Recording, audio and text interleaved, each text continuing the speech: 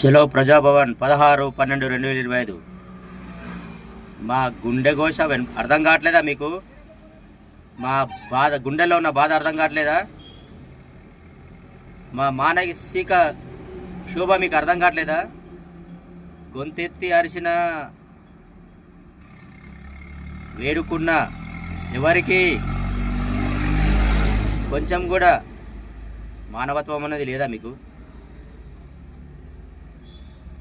మాకేమన్నా government జీతం ఇస్తుందా? లేకపోతే ఎవరన్నా సంస్థలు మాకేమన్నా ఫండ్స్ ఇస్తున్నారా? లేకపోతే డ్రైవర్లు అందరూ కలిసి అన్న మీరు మా కోసం పోరాడుతున్నారు అని చెప్పేసి ఎవరినన్నా భిక్షం అడిగామా? మిమ్మల్ని ఏమన్నా దేహి అని అడిగామా?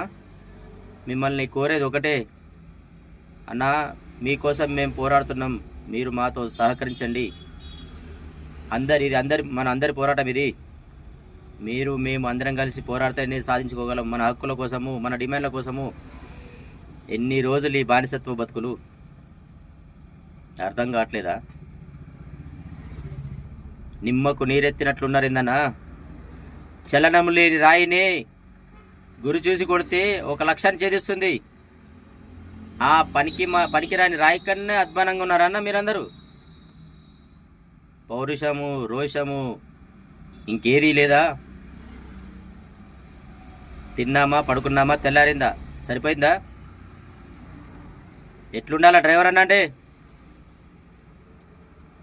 కాకి యూనిఫామ్ వేస్తే పోలీసోడు, తెల్ల సొక్కా వేస్తే శాంతి.